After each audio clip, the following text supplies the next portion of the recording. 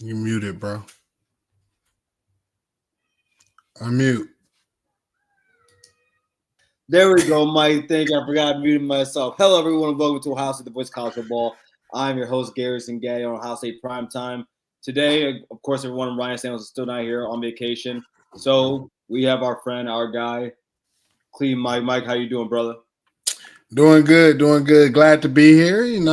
One of the best networks out here on YouTube, man. And we just here to talk some Ohio State, Buckeye football, and college football, man. I'm just always glad to be here when I can talk that.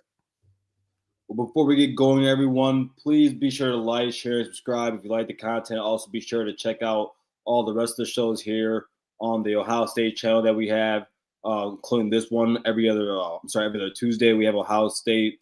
I had Ohio State. We have the Buckeye Brigade. This upcoming Tuesday at 7 p.m. 7:30 though on Wednesdays. You can catch Mike and Terry on the world famous Buckeye show. That's every Wednesday at 7:30. Then also on Wednesdays at 11 a.m. you can watch Mark and Tony Gurdman and the guys talk Ohio State football. Then every Thursday we have our call-in show. Also, if you are not aware, and let me show to you also, you can get the full scope of what we have here at the Voice of College Football. We have dropped our website that we did last week. Everyone, it's really awesome. On here, you can go and check out the schedule for the daily schedule. Check out the news. Check out the channels we have on all the programs, the shows for each channel, the writers that we have. And again, you go down here, everyone. There's good articles here. If you're like me, I can't get enough of reading about this news that we'll get back to here shortly, Mike, about Michigan continuously suspending coaches. And it gets funnier by the moment because, yeah, it's one thing to have insane fans on each side. But if you've been like the people that have said you guys are going to get some type of punishment to the people who said it's nothing at all, well, those people look stupid now. But we'll get to that. We'll get to that later. But again, everyone, be sure to check that out. If you like an article that you read there, be sure to share it on your social media, whether it be Facebook, Instagram, X. Hell, I don't know if people still use there's no Zanga anymore, like a MySpace, so you can't use that. But you get the point. So, Mike, did you ever use Zanga? Nah, I don't even know what that is. Man. Oh man, I was had MySpace. I had Tag. And BlackPlanet.com. That was the thing. Well, yeah. What's the last one? Black Planet. I don't. What's BlackPlanet.com, bro? Is that why you strong black? No, I'm not trolling, bro. It's a real I'm asking, what is it? Yeah, I mean, shoot, you had chat rooms in there, everything, man. Yeah. I mean, man, it was social media before social media. Yeah, you could create your page, all of that stuff. Yeah, talk to people. I gotta look that up. I haven't heard of it before. That's dope. Also, everyone, before we also get started here, let's give a big shout out to our members as Agent Posh, Queen Doreen, Blue Wolverine, Stars Align, Bootzilla, Jordan Kabler, Grizz, Robert, Howard. To see you in there, buddy. Good to see you as always. Jam OSU, Philip Buford. Saw you too in there, my guy Philip. Good to see you, my brother. Doug Shepard Sr. and John Bruce Ferguson. We thank you guys for being part of the team and the family, which, I mean, everyone else is. Don't get me wrong. The chat is the co-host of my world.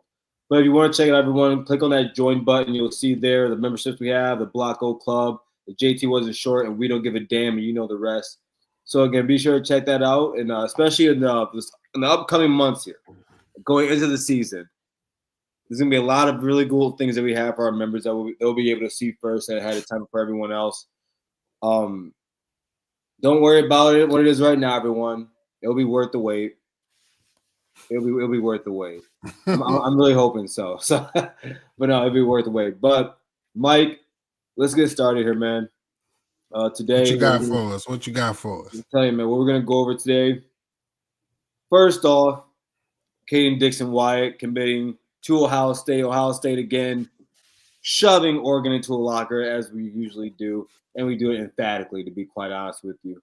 I want to get your thoughts on this first throughout the show. What does this mean for Ohio State? What does this mean for Kayden Dixon-Wyatt as a football player and wide receiver? What does this mean for Brian Hartline? Like, give me the player scope and then the bigger scope of this. I mean, what does it mean for him is the whole reason why I feel like he moved his commitment date up, right? Like he wasn't supposed to commit this early or wasn't originally planned for him to commit this early. But then when you continue to see, like some people was like, oh, Emeka Buka, he might be second round. You have some people third round and all this. The guy goes first round, and it's like back to back to back to back to back years, like multiple first round. Like the proof is in the pudding, right? I mean, since Brian Hartline has gotten there, and I mean, here's the thing. What I have always said in recruiting is you got long-term money and short-term money. And I think that this young man realized that the short term is going to outweigh the long-term money is going to always outweigh the short-term money, right? And the short-term money is what I'm talking of NIL. And it seems like he comes from a good family, has a good head on his shoulders, parents as well. So, I mean, what this means for him is, he gets to go and be developed by the best. What does this mean to Brian Hartline? Just to continually show that he's not just one of the best wide receiver coaches in college football. He's also one of the best recruiters, even though he doesn't like to say that he is a recruiter. Now, some people will say, oh, he's getting and putting these first-round talents out or whatever because they're 5 stars. But see, that's the surface level talk. That's the casual level talk. Like, go back and you watch film, right? Oh, they're all 5 stars, huh? Is that what you think? Chris Olave wasn't a 5-star, was he, Garrett? Marvin Harrison wasn't a 5-star, was he, Garrett? Carnell Tate. Marvin wasn't a top 20 receiver. Yeah, Carnell Tate, I think he should have been a 5-star, but they put him down to 4-star because guess what? In that class, they only gave Brandon Ennis the 5-star. He was the only 5-star in the whole Big Ten. So, I mean, everybody wants to continue to say this. I think the proof is in the pudding. From day one, Brian Hartline said, I'm not teaching you to be a college wide receiver. Yeah. Everything that he teaches is for you to be an NFL wide receiver, which is why it was understandable when you're seeing the guys not just trying to get 1 foot in bounds. They're always trying to get 2 feet in bounds. They're always working NFL style. So you end up hearing about the wide receivers. Also, the testament when they get to the league and they're talking about the adjustment, it wasn't that hard. Like I was trained by the best. So, Mike, real quick before I get going here, Mike, because me and you we talked about this the other night. Troy V says Garrett's had getting a new level of respect for dealing with the clowns on Johnny's channel. Yeah, we talked about that. Level profanity was too much. Yeah, but like I said, man, like, and Troy, at the end, Troy, I seemed a little upset. It was because I was, but yeah, I agree, man. I try to stay away from all that. I be telling Garrison, y'all, like, see, here's the thing. Garrison sometimes don't know when people be trolling. No. This wasn't trolling. Hold on. I know he wasn't trolling, but I'm talking about like that time, like Terry got you or whatever. And then I be telling Garrison, you can't argue with the casuals. Just let the casuals live in their delusion. Let them get it all out in 4K. You know what I'm saying? But I'll say this. Shout out to the casuals who do go and put their stuff out on the record because, hey, a lot of people just like to, put it out on the X, delete it, stuff. Don't stand behind their stuff. So I at least give the casuals who get on the record, put it out there, for content like this. Because what we get to do? We get to go back and clip it up, Garrison. Yeah. Oh, man. Hey, It's just, I like, let them keep going. Don't even engage with this. Just let them keep going. Oh, yeah, that's what you think? Hey, you did say that, didn't you? Yeah. Hey, anybody who follow me on X, look, I be cooking. I just cooked a Team Up North fan he was talking about Ohio State fans' intelligence. Well, I reposted a tweet of him talking about, oh, no, Ohio State guys are going first round. You know what he did?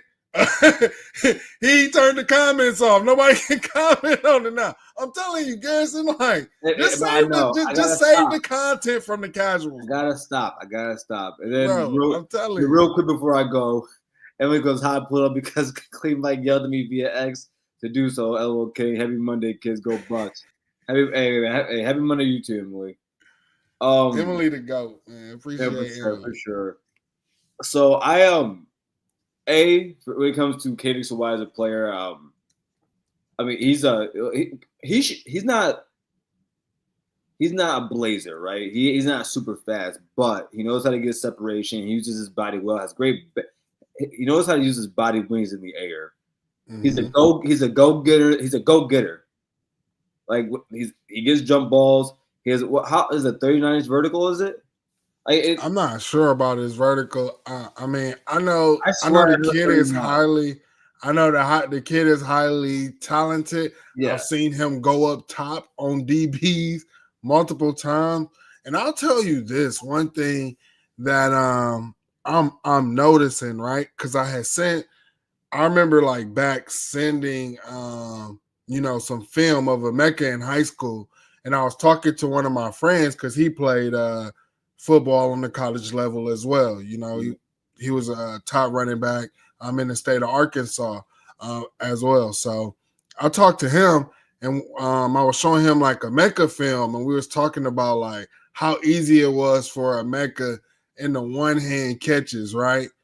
But we also saw that same thing from like the Jeremiahs. You saw the same thing, just how smooth it was. And to be honest, bro, this kid's athletic ability with the one-hand catches in the end zone. I mean, sometimes you can't teach. Like, that's what I'm saying. Like, people want to dog Hartline on not being able to develop or stupid stuff like that because they don't know how to watch film or don't understand development. Mm-hmm. But I'll tell you this, sometimes just natural ball skills like that you probably can't really teach, right? For someone to be smooth and not panic like that. I mean, you can kind of teach it, but for this kid, it comes natural.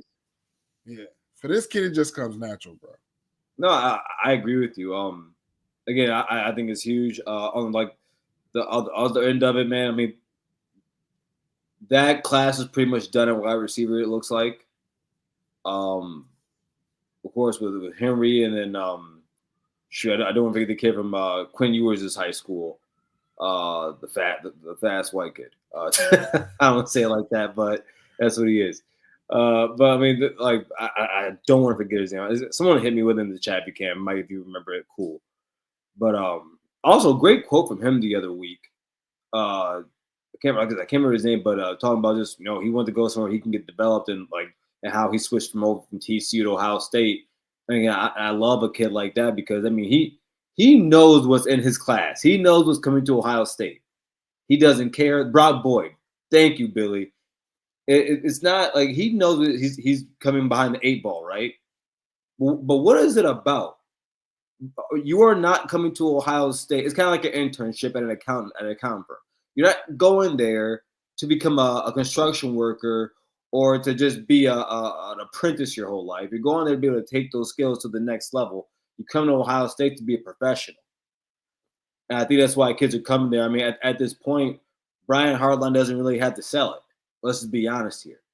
Go ahead. Here's the thing: a kid like that, like let's say he would be one of the guys that, let's say he don't go first round, regardless, he's probably gonna go top 3, and then you have it where the NFL is sitting here saying, I said, Michael Thomas and you got Terry McLaurin, they ran so these guys can walk. Is what I feel like. The NFL does Noah Brown too. I'll put Noah Brown in there, man. Noah Brown as well. But I feel like these guys. I mean, my thing is just the statistics, right? Right. The way they just went in and put the league on notice. Terry McLaurin goes in rookie year, boom, he the captain of the team the next year, right? And has been continuously. Like that's just my thing. Is the NFL is on notice.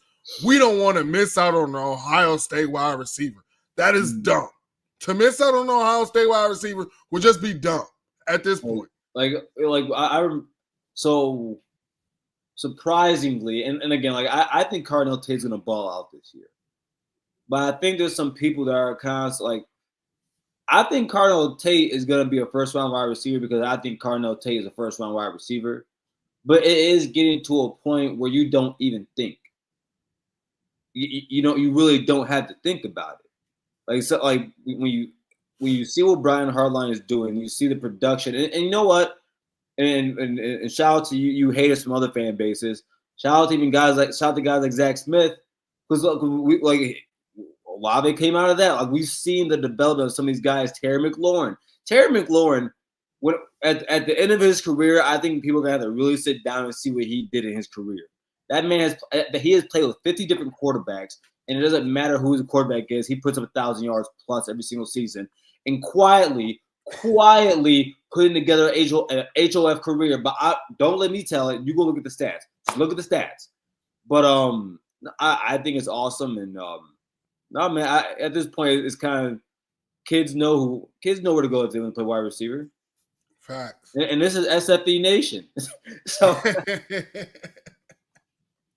I seen shout out my guy Coach Dirt, bro. He said Ohio State SFE locked in like Lilo and Stitch. he told them the day before there's only one place to go to if you're playing wide receiver. There's only one place to go to. I mean, when the commitment day was announced, he was like, "Whoops, Mama seen all she needed to see." I mean, because Mecca going in the draft, like you didn't see what you need to see. What else do you need to see if you want to go ahead and be a talented first round wide receiver, man? I mean, and also here's the thing, Jeremiah, he could still be a first round receiver going other places, but you're talking about being NFL ready when you get in the league, and also you have a head coach, Ryan Day, who wants to run things pro style. That's the biggest thing that people still tend to forget, and why Ohio State wide receivers are excelling in the NFL, and these coaches are realizing is their mental. Again, what is Brian Hartline trying to teach these wide receivers? To think like a quarterback. If you can think like a quarterback and you know the defense, know the field like a quarterback, bro, you a quarterback's best friend. That's what makes him the best. Yep. You ain't lying, Mike. Whew. Well, like I said, again, Ohio State, number 3 in recruiting right now, composite, 247. This is it's another year. It's another year of Brian Hartline doing what he does. And I'm excited to see what this looks like. Again, I've been telling everyone not to get ahead of myself, but I think the 2026 wide receiver room will be the greatest wide receiver room at Ohio State. I think it'll be up there with what we saw a few years ago with Marv, Garrett, Chris, JSN, and am I missing somebody? You talking about this room? Look at that shit. You talking about this? Look at that shit. This picture could be filthy in about 4 to 5 years, bro. This picture could be filthy in the next 4 to 5 years. And then you know what? And the guy that's in between them, I'm trying to tell you, is the 2026 Heisman winner. I'm telling you, he is. I think not this upcoming season, but 2026, because he's coming. He's coming. I thought back. You was talking about Lincoln. Hey,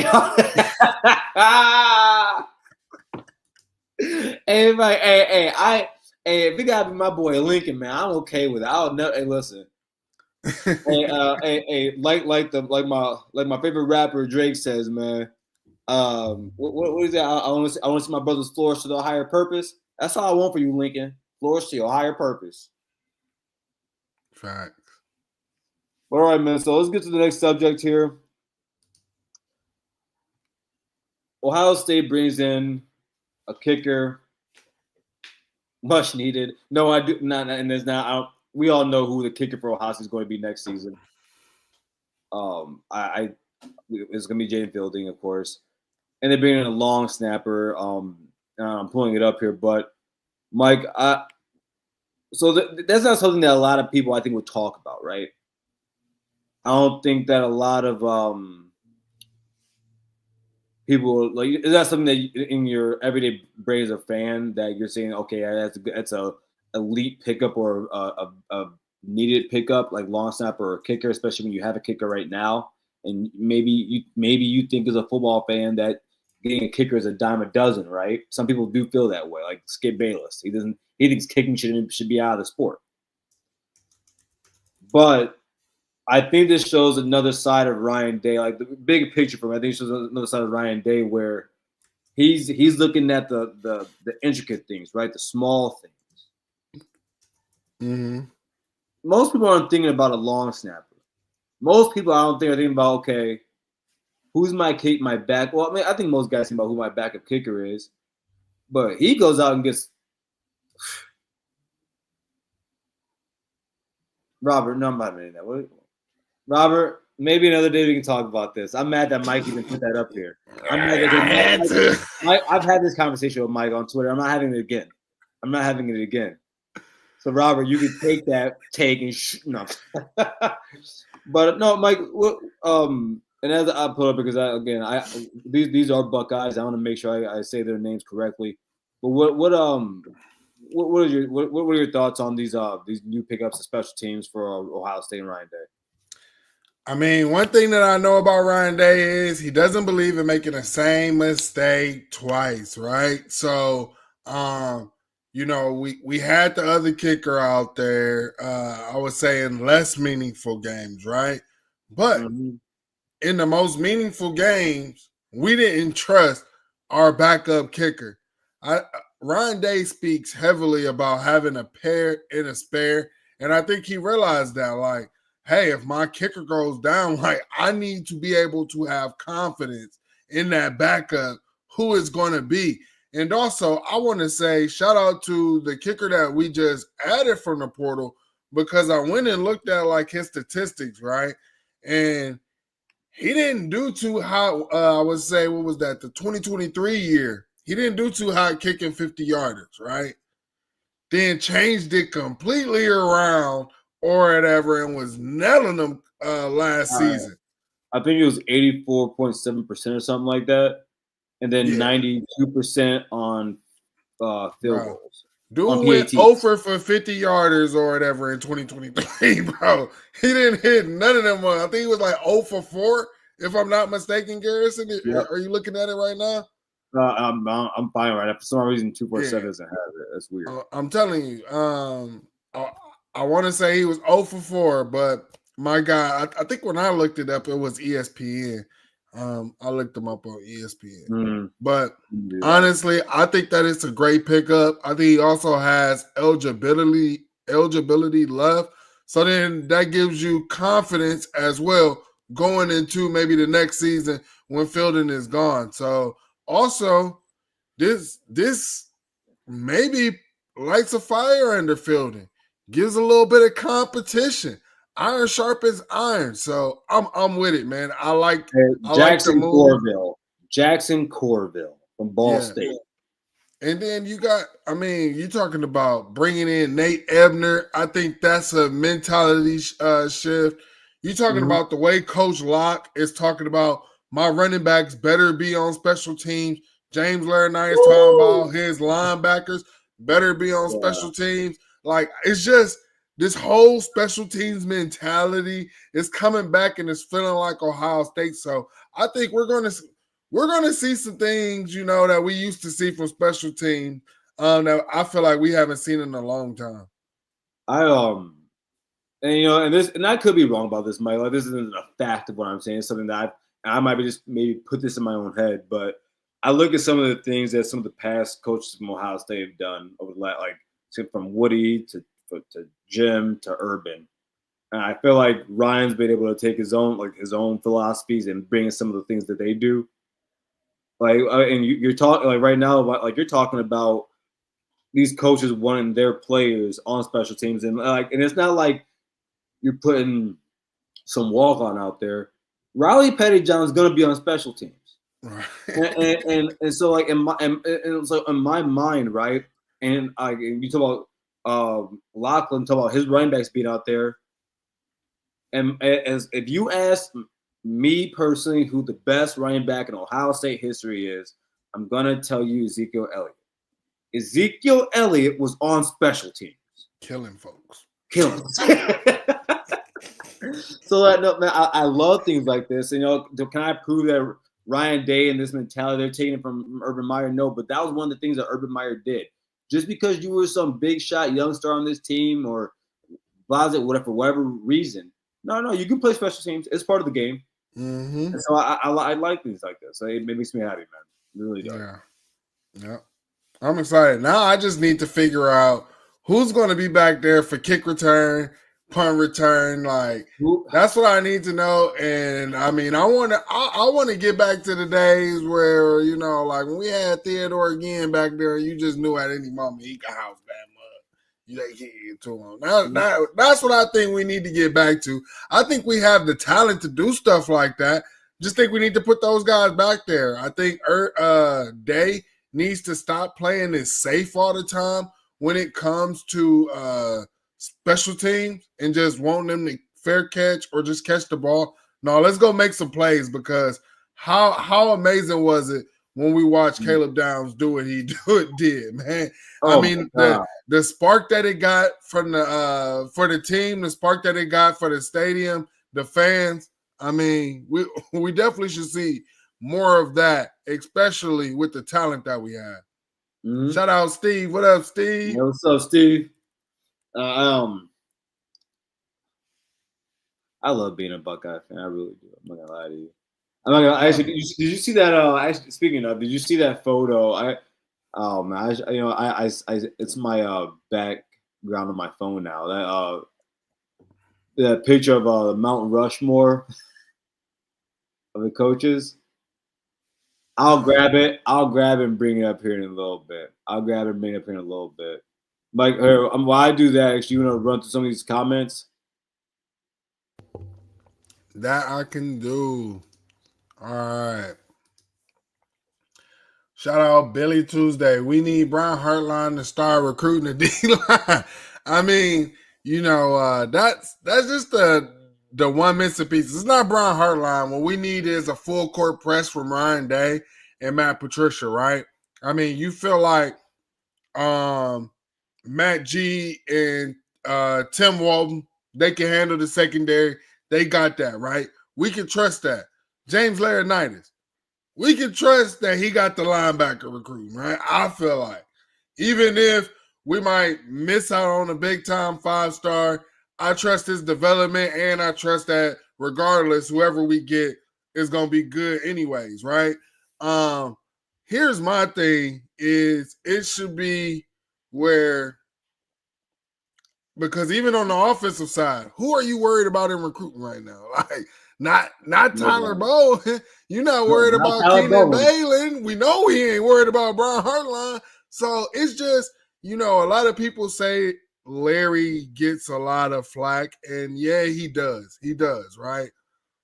But here's the thing what Buckeye fans are seeing is everybody is freaking going crazy in recruiting, and then it's just like that last infinity stone is what we missing to just build something like that could be insane, right? Because you think about it.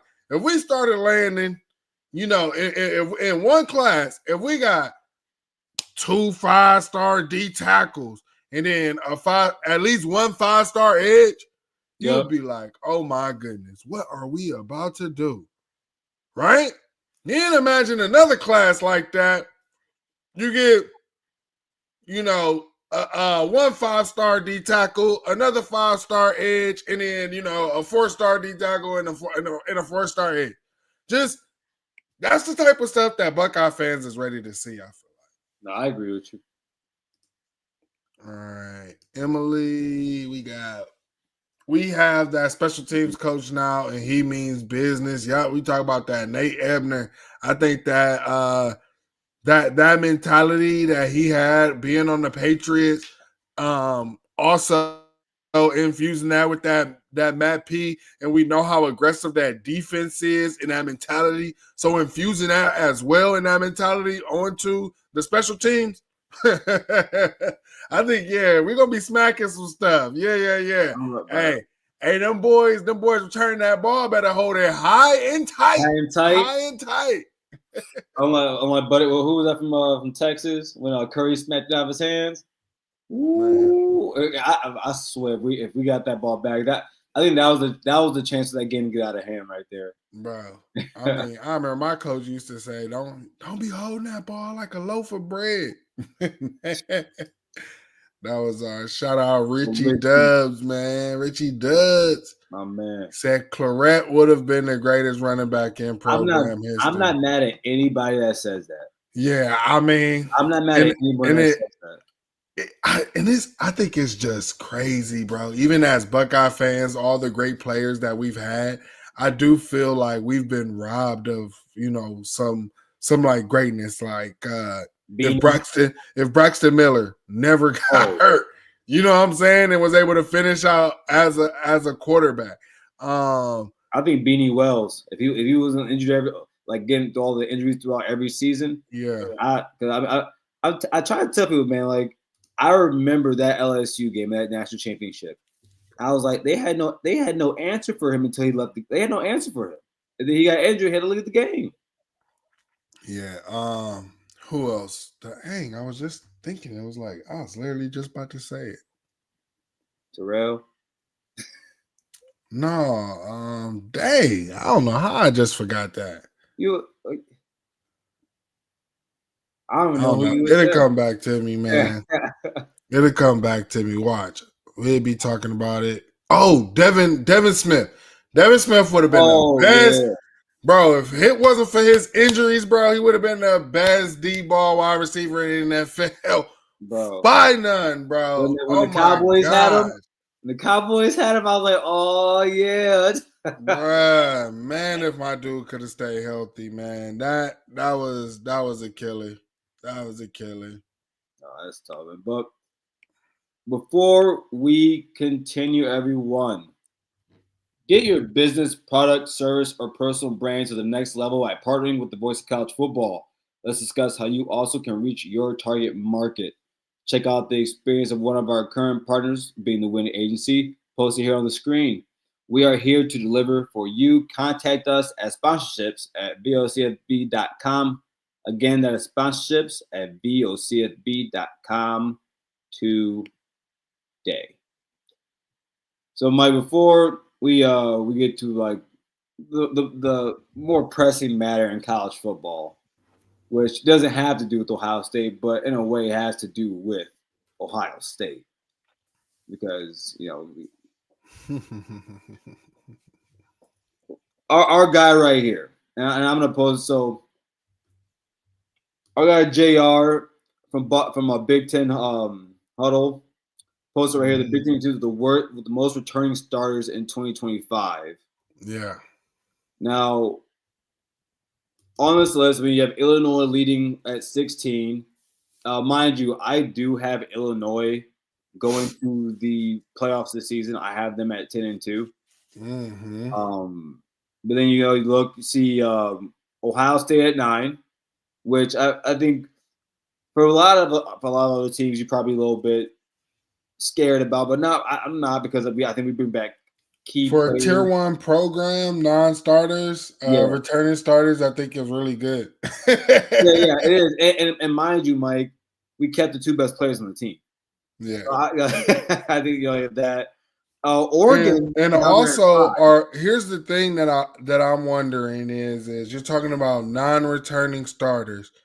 I'm wondering is they're probably not counting. Are they counting Carson Hinsman as a returning starter? Probably not. Nope. But he's a national championship starter, playoff starter.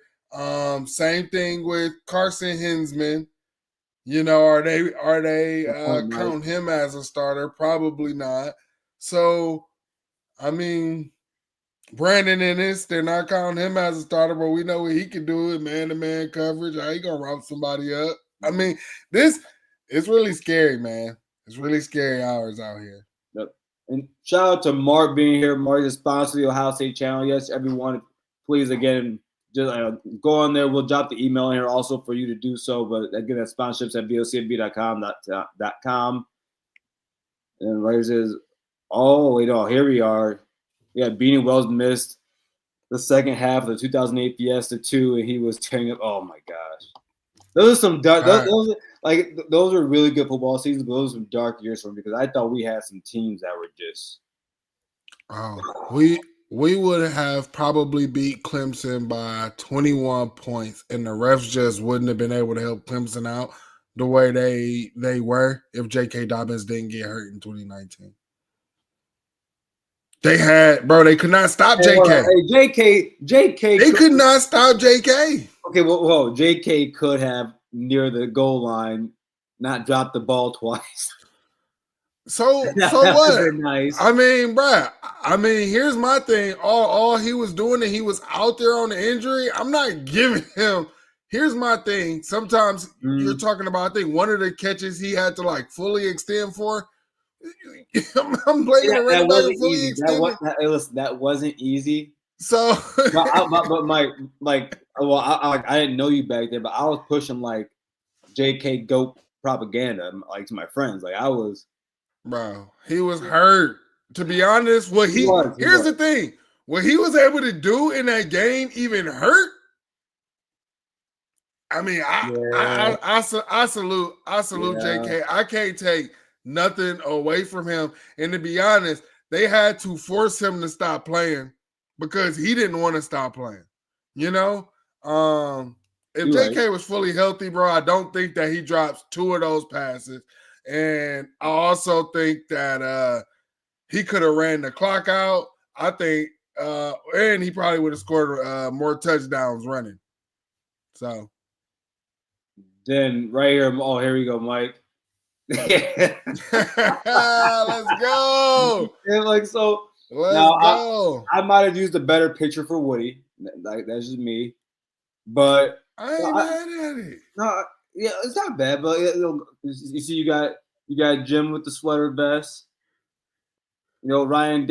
First off, listen, I ain't gonna hold you, Mike. This is how you know it's some good AI. Dave's beard don't look like that. It don't look that good. I think the fact that anybody's beard that's that jet black on rock. Hey, I'm not mad at him. That's insane, man. It'll be gray over time. Man. Just wait till the weather get a hold of it. It'll be gray over time.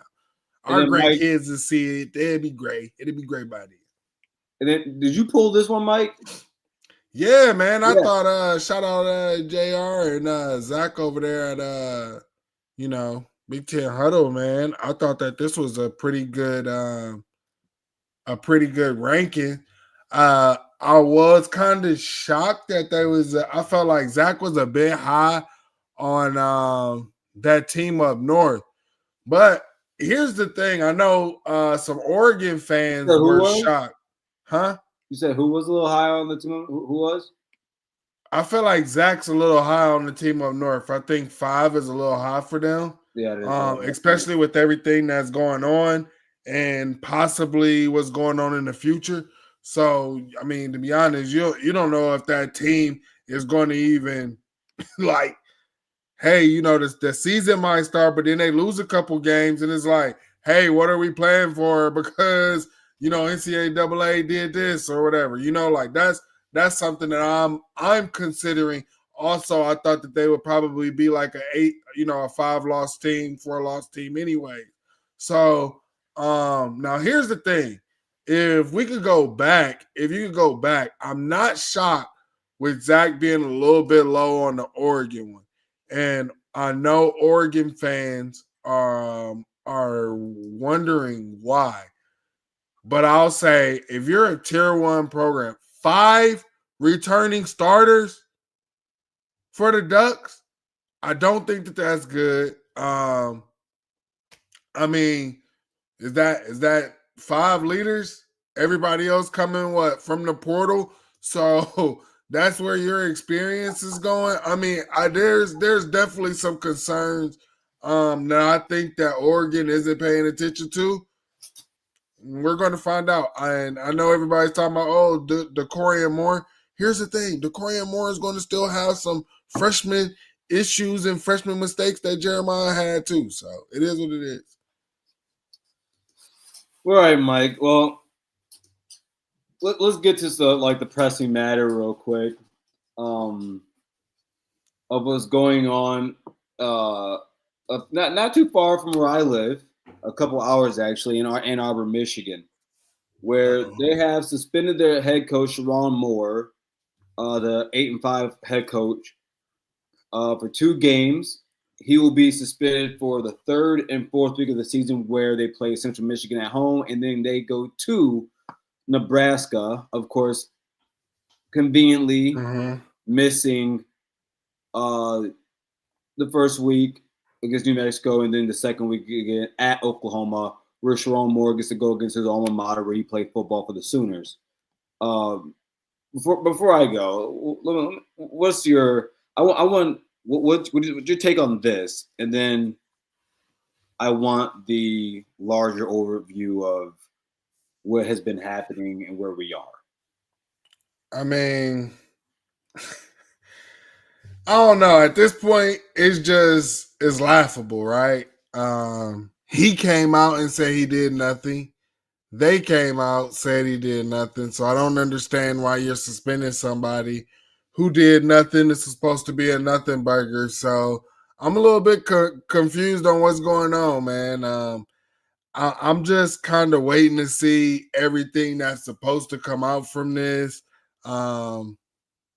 That's just how I feel. I guess my brief take on the Sharon Moore thing. But I mean, if the university is, man, I don't know. I guess I'll wait till we get to the big overview. But I just feel like it's crazy if the university is saying, yeah, we might as well get ahead of this and suspend them. I mean, this is my thing. Why didn't y'all just go ahead and do this in 2024? Did y'all really think that y'all was about to do something? Like, that's my biggest question. Why did y'all not suspend this man and take care of this business? Get out in front of it. You could have showed the NCAA, hey, we care a little bit. Let's give y'all a little something. You know, why not do this when the season really didn't mean much? But, man, I guess keep lying to yourselves, man. It is what it is, man. I think Garrison was a little parched. Well, I didn't think of leave first, but TMI, bro. TMI. No, but I can still hear you though. I can still hear you. Are you all set, Mike? Yeah, I mean, all I was saying about it is I want to see more that comes out, but I just feel like if they was going to suspend him and he really didn't do anything like they because first the university, their former president, he left. He was saying we didn't do nothing. We was all above board. Now everybody jumping ship. I mean, it's just, to me, it's comical at this point, bro. It's really comical. All right.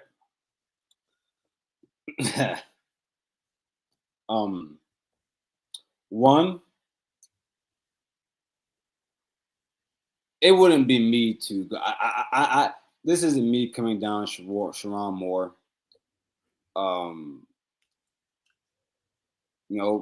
Big time. I root for brothers that get jobs like this. I root for them, except for him. He said he was colorblind. Oh yeah. I'm just using the man's words, bro. No, I'm really. I think this is funny, Mike, because when this all started about 2 years ago, right? From the get-go, all these Wolverine fans were telling us, "Oh, you have no evidence. Oh, you have no evidence. Oh, what can you prove?"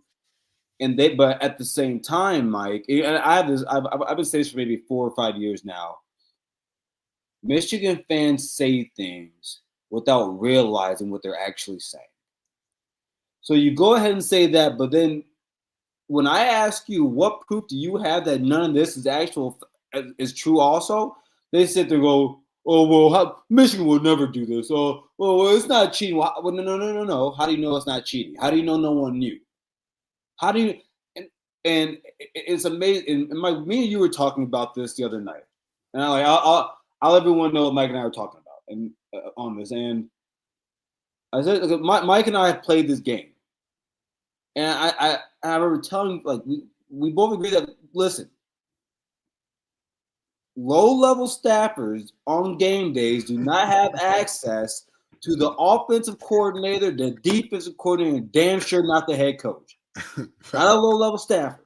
Facts. So you had him for one job and one job only. And I remember back when they said, "Oh, it never happened." They said, "Never happened, Mike." So then, what did it migrate to? It migrated to, "Oh, well, he's the lone wolf." Fans said it. Chris Ballas said it. John U. Bacon said it. And John U. Bacon, I respect. Everyone on Woodward Sports said it in Detroit. Guys on 97.1 The Ticket in Detroit said the same thing in Lansing. Shout out to Mike Valenti and Rico Beard for actually going out there and telling the truth about this, but no one wants to listen because God forbid an Ohio State fan and a Michigan State fan tell the truth because it's not the truth just because we fucking said it. And then what happened then, Mike? It comes out after it migrated to it was a low by himself, lone wolf. It comes out that Mike Hart was reached out to from someone from another Big Ten program about it. Mike Hart went to the coach, the head coaches, the coordinators, and let them know. Then after that, they found out that another low-level staffer that kind of had approached knew about it. And he told the coaches. They did nothing about it. Partridge knew. Partridge went and got fired because he over there telling students, he's telling players, hey, don't talk to him. Don't tell me for information. And then the last year, about 9 months ago, we're migrating to this, where it comes out. I went on here and said, I think they said this should be done or close to done before the season even starts. And no Michigan fan wants to listen to that. They tuck their heads, put their heads in the sand, got the thumb up their arses, and they don't want to listen. Mike, we are 9 months ahead of past that now. The season's almost over. I mean, the season's about to come up. Sherrod Moore gets suspended by the program. And for some odd reason, everyone's saying, oh, is this the hammer that we're supposed to get? Hey, dumbasses. That's not – no.